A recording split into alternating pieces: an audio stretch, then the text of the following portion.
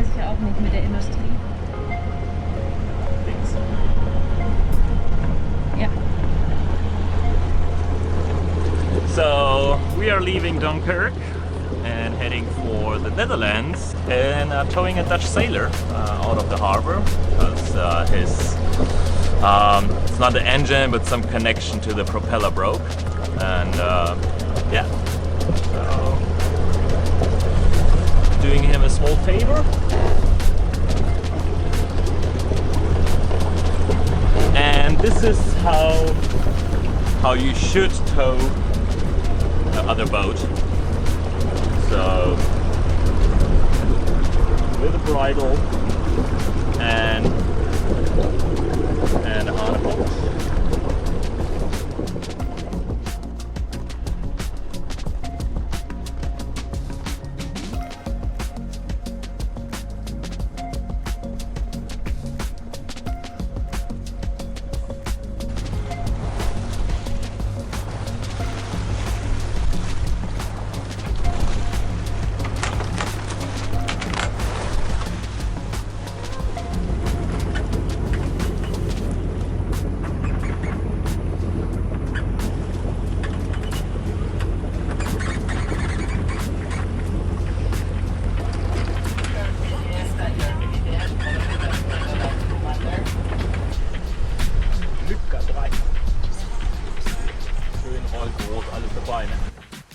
In the English Channel, you can quickly get into hot water with the hundreds of moving vessels around you.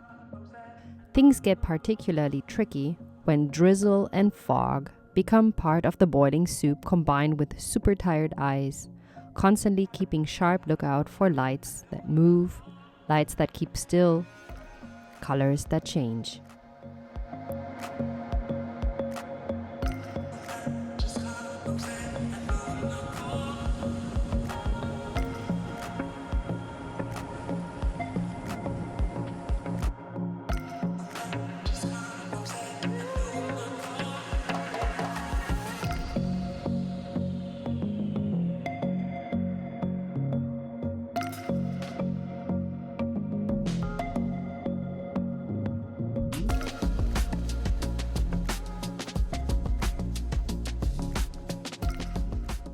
They were suddenly all vanishing into the distance. Oh, how relaxing.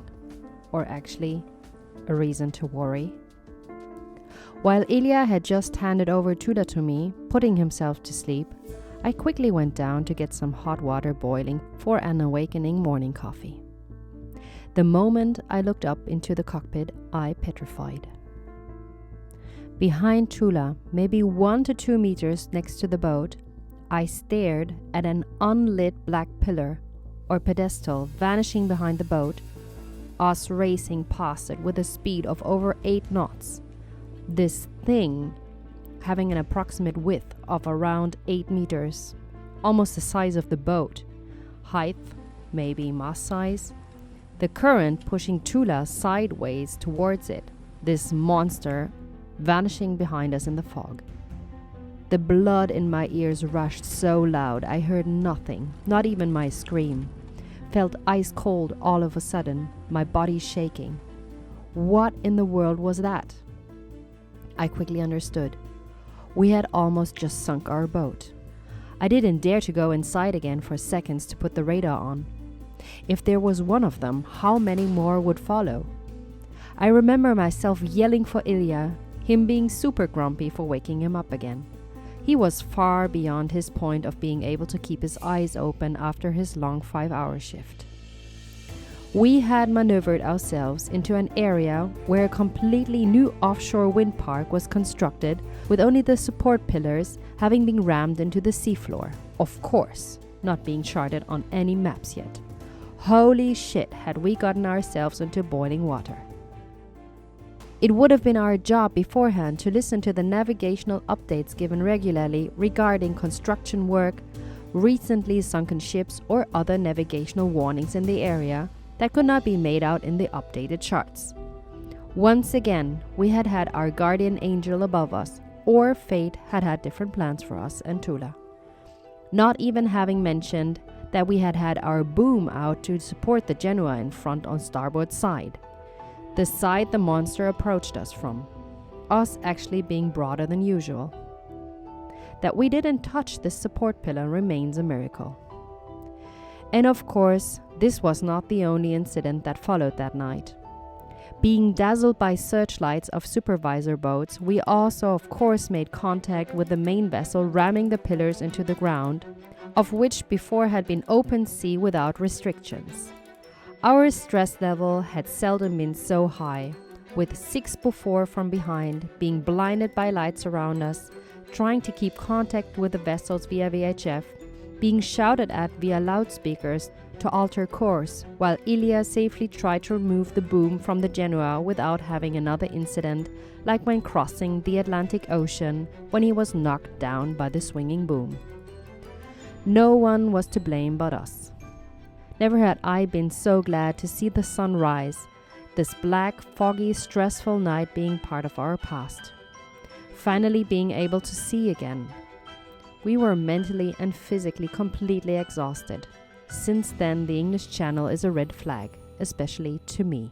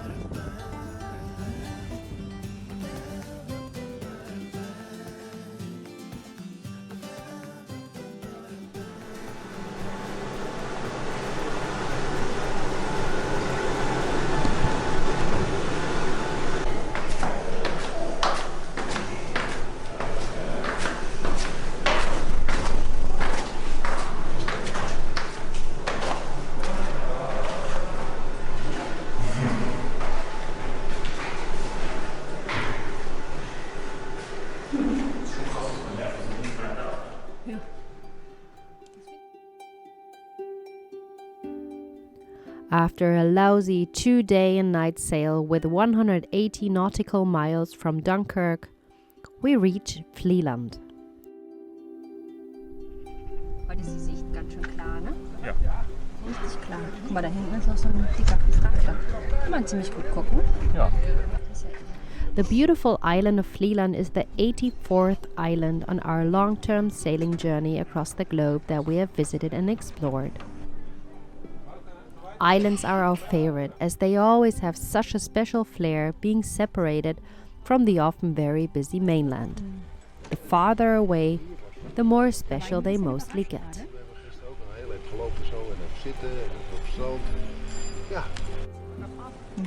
Vlieland, belonging to the Netherlands, is the smallest of the 5 inhabited West Frisian islands in the Wadden Sea.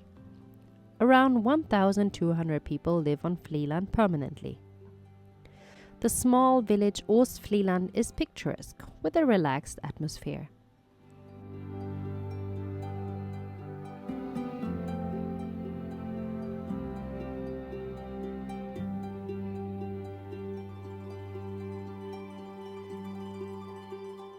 We had read that Vlieland's cycle path network has a total length of 26 kilometers. Reason enough to rent a bike for the day. The island is considered car-free. Only island residents can obtain a special permit to operate motor vehicles.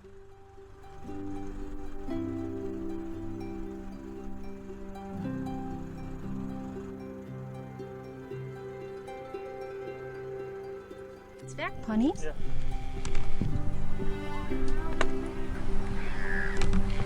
Man kann ihn vielleicht, man kann ihn auch vielleicht mehr locken.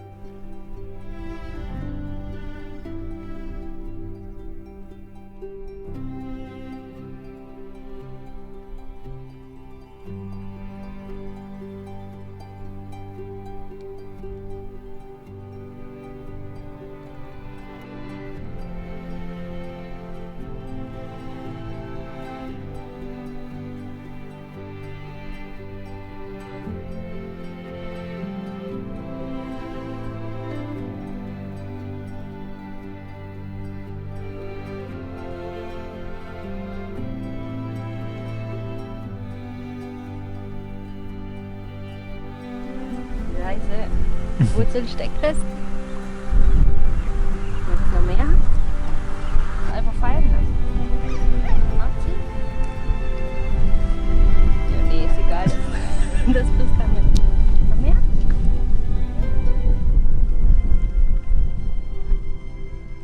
Viel besser. Kannst du viel besser gucken plötzlich, oder?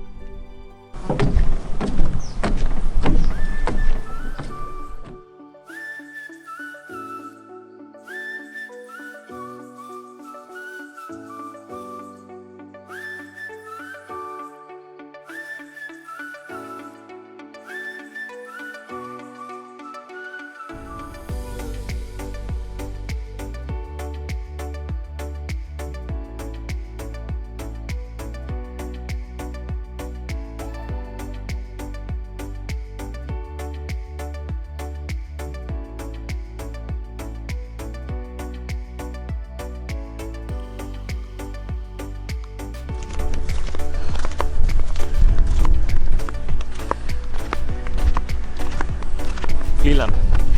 Super nice, eh, Ilya? Vlieland. Oh, fresh North Sea breeze, salty air, dunes, pine tree forest, Who needs the Pacific Ocean? and back in Feet's country, yeah? So welche brauchen wir. Wer, du? Ich glaube nicht, dass sie dich alleine hier Pferde reiten lassen. Nee.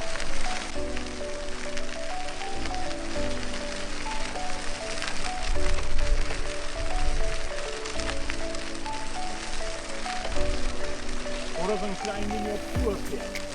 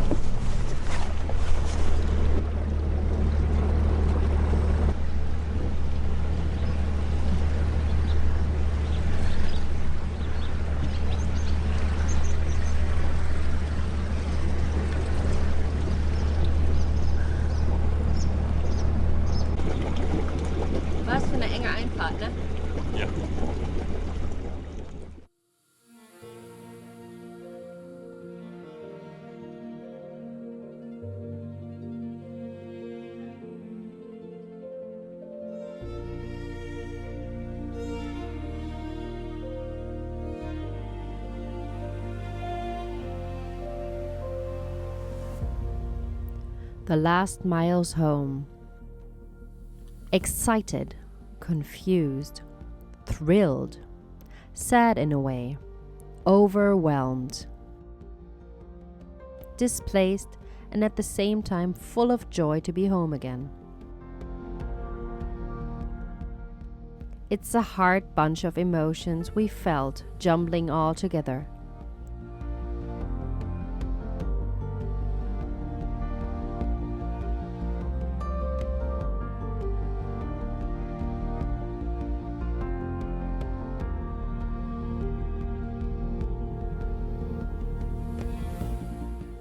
But what sticks between our ears after such a long journey is one of the richest treasures we have gained in our life for sure. These 2 years and a few months were so intense, so eventful, challenging. We'd say 2 of the best years of our lives.